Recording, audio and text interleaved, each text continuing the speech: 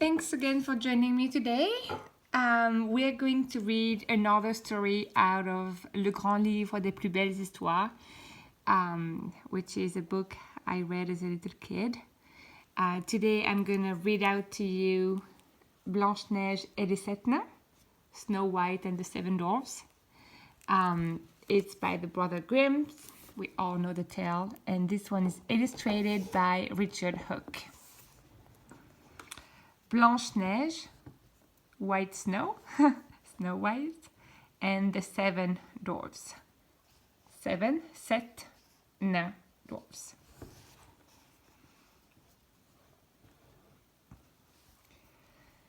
Un jour d'hiver, alors que la neige tombait en légers flocons, une reine était assise auprès d'une fenêtre encadrée de bois d'ébène noir et cousait.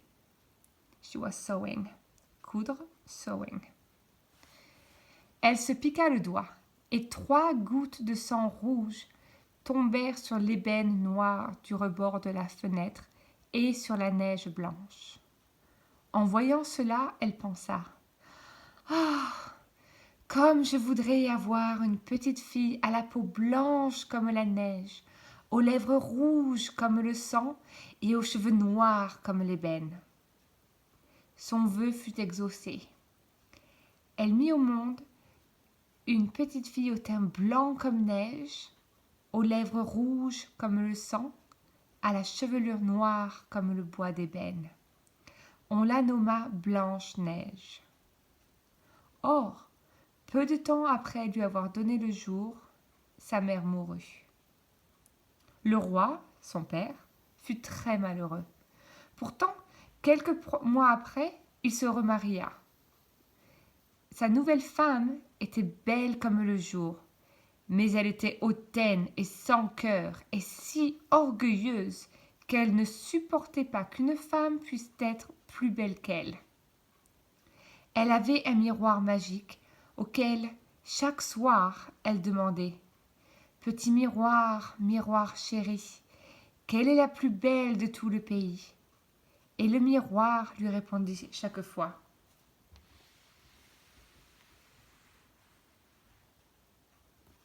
Madame la reine, vous êtes la plus belle de tout le pays. » Alors la nouvelle reine se réjouissait car le miroir ne pouvait mentir.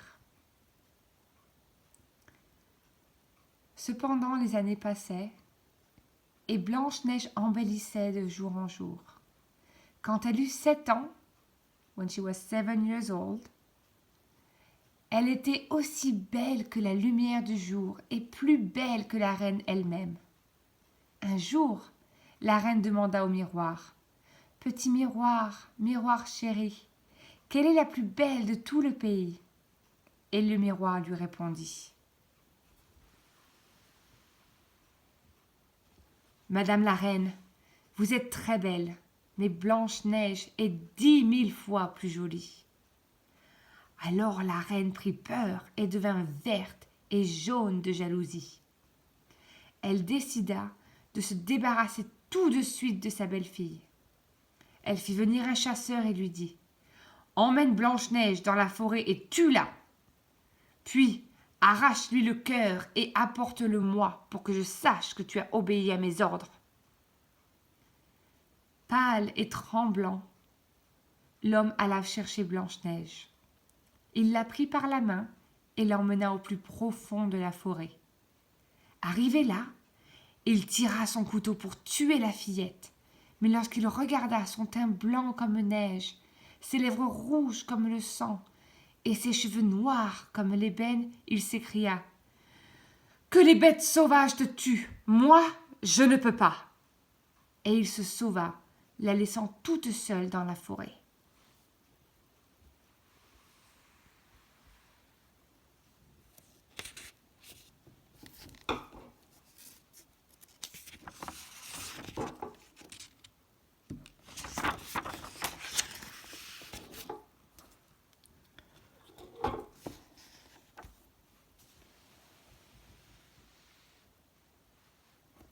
En revenant au palais, il tua un jeune daim et en apportant le cœur à la reine en jurant que c'était celui de Blanche-Neige.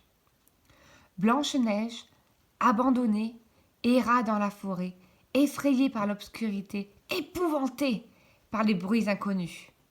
Mais les ronces écartèrent leurs épines pour ne pas la griffer, et les bêtes sauvages la regardèrent passer sans lui faire de mal. Elle courut tant que ses jambes purent la porter. Enfin, à la tombée de la nuit, elle arriva dans une clairière où était bâtie une toute petite maison. Personne ne répondit lorsqu'elle frappa. Aussi, elle poussa la porte et entra.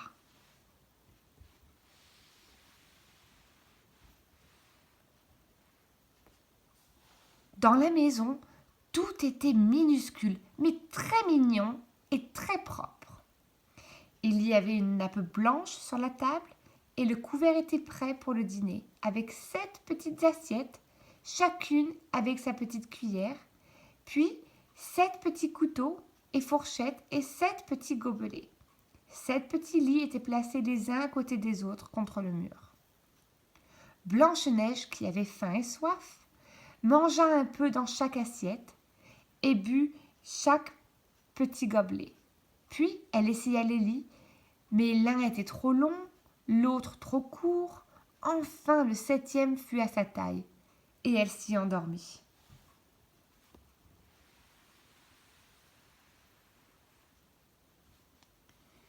Quand il fit nuit, les 7 nains qui habitaient la maisonnette rentrèrent. Ils revenaient de la mine d'or où ils travaillaient toute la journée. Ils allumèrent leurs 7 petites chandelles et virent tout de suite que quelqu'un était venu. « Qui s'est assis sur ma chaise ?» dit le premier. « Qui a mangé dans mon assiette ?» dit le second. « Qui a grignoté mon pain ?» dit le troisième. « Qui a léché ma cuillère ?» dit le quatrième. « Qui s'est servi de ma fourchette ?» dit le cinquième. « Qui a touché mon couteau ?» dit le sixième. « Qui a bu dans mon gobelet ?» dit le septième. Puis le premier regarda autour de lui et s'écria « On s'est couché dans mon lit !»« Il y a quelqu'un qui dort dans le mien !» dit le septième. Tous s'approchèrent du lit pour voir. « Qu'elle est jolie !» s'écrièrent-elles. « Moins de bruit !» dit le premier.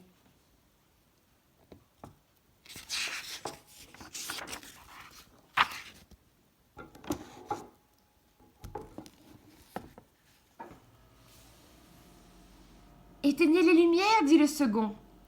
« Faites attention de ne pas la réveiller !» dit le troisième. Ils n'osèrent pas la déranger, et le 7e nain coucha 1 heure avec chacun de ses compagnons.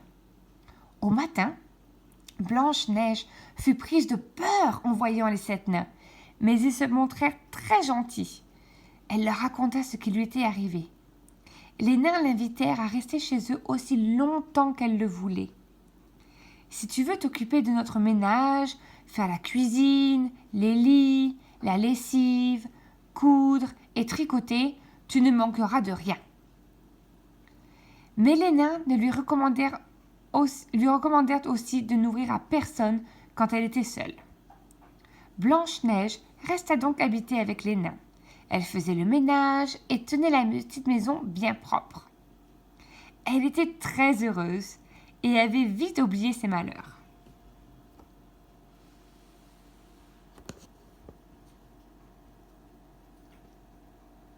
Longtemps, la reine crut que Blanche-Neige était vraiment morte. Mais un jour, elle interrogea son miroir. « Petit miroir, miroir chéri, quelle est la plus belle de tout le pays ?» Et le miroir lui répondit. « Madame la reine, vous êtes la plus belle ici, mais Blanche-Neige, chez les 7 nains, est 10 000 fois plus jolie. » À ces mots, la reine devint folle de rage. Elle comprit que le chasseur lui avait désobéi et se décida à tuer elle-même Blanche-Neige. Elle se déguisa en vieille marchande et se rendit jusqu'à la maison des nains. Elle frappa à la porte et cria « Belle chose à vendre, belle chose à vendre !»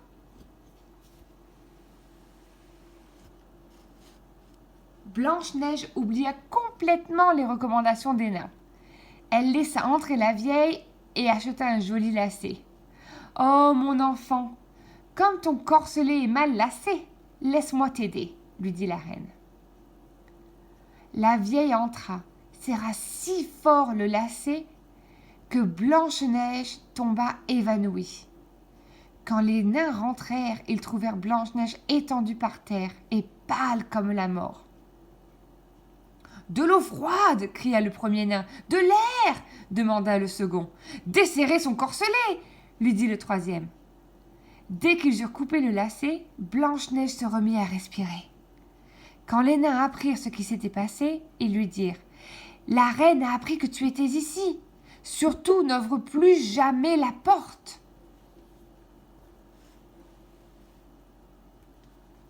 Quand la méchante reine fut rentrée chez elle, elle courut interroger son miroir. « Petit miroir, miroir chéri, qui est la plus belle de tout le pays ?»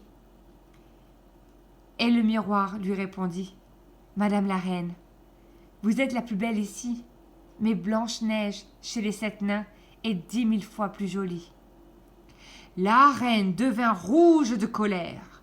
À l'aide de ses pouvoirs magiques, elle empoisonna une belle pomme, puis elle se déguisa en pauvre paysanne et se rendit chez les 7 nains. Elle frappa à la porte. « Je ne dois laisser entrer personne, dit Blanche-Neige. Goûtez juste une pomme. »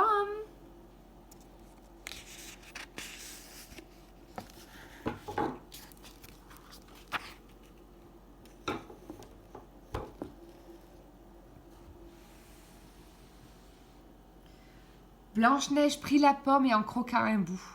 Et aussitôt, elle tomba morte. Dès qu'elle fut rentrée, la reine interrogea son miroir. « Petit miroir, miroir chéri, quelle est la plus belle de tout le pays ?» Et le miroir lui répondit enfin. « Madame la reine, vous êtes la plus belle de tout le pays. » À la tombée de la nuit, les 7 nains trouvèrent Blanche-Neige morte. Ils eurent beau tout essayer, Blanche-Neige était morte et le resta. Mais elle était toujours si jolie que les nains refusèrent de l'enterrer dans la terre froide. Ils lui firent un cercueil de verre qu'ils installèrent sur la montagne parmi les fleurs. En lettres d'or, ils écrivirent « Ici gît Blanche-Neige, fille de roi. » Ils montèrent la garde auprès de leur princesse jour et nuit. Et les animaux vinrent aussi pour pleurer Blanche-Neige, les oiseaux, les écureuils, les lapins et même les daims. Un jour, un fils de roi vint à passer. Il regarda le cercueil et lut les mots en lettres d'or. Alors il dit aux nains « Laissez-moi prendre ce cercueil, et je vous donnerai tout ce que vous voulez. »« Non !» dirent les nains. « Nous ne vous donnerons pas pour tout l'or du monde. »« Alors, par pitié, laissez-moi embrasser Blanche-Neige, supplia le prince. » À ces mots, les bons nains eurent pitié de lui. « Juste un baiser !» dirent-ils en ouvrant le cercueil de verre. Mais lorsque les lèvres du prince touchèrent les lèvres rouges de Blanche-Neige, le morceau de pomme tomba de sa bouche et elle ouvrit les yeux. « Où suis-je » s'écria-t-elle. « Auprès de moi, répondit le prince. Je vous aime plus que tout au monde. Épousez-moi et suivez-moi au royaume de mon père. » Blanche-Neige, qui l'avait aimé dès le premier regard, accepta avec joie. Elle remercia les nains et leur promit de venir les voir souvent. Une grande fête fut organisée pour le mariage du prince et de Blanche-Neige. La méchante reine y fut aussi invitée. Avant d'y aller, elle interrogea son miroir. « Petit miroir, miroir chéri, quelle est la plus belle de tout le pays ?» Et le miroir lui répondit. « Madame la reine, vous êtes la plus belle ici, mais Blanche-Neige, la jeune reine, est 10 000 fois plus jolie. » À ces mots, la reine brisa le miroir en 1000 morceaux. Un éclat de verre lui perça le cœur et elle tomba morte. Quant à Blanche-Neige et à son prince, ils vécurent heureux à jamais, entourés de leurs amis, les 7 nains. That story is quite different from the version of Walt Disney, isn't it? The main differences are that not only does she eat the apple, but before that, she is suffocated by a lace in her corset. And then the queen dies at the end of her own anger against the mirror. Hope you liked it. Thanks for listening.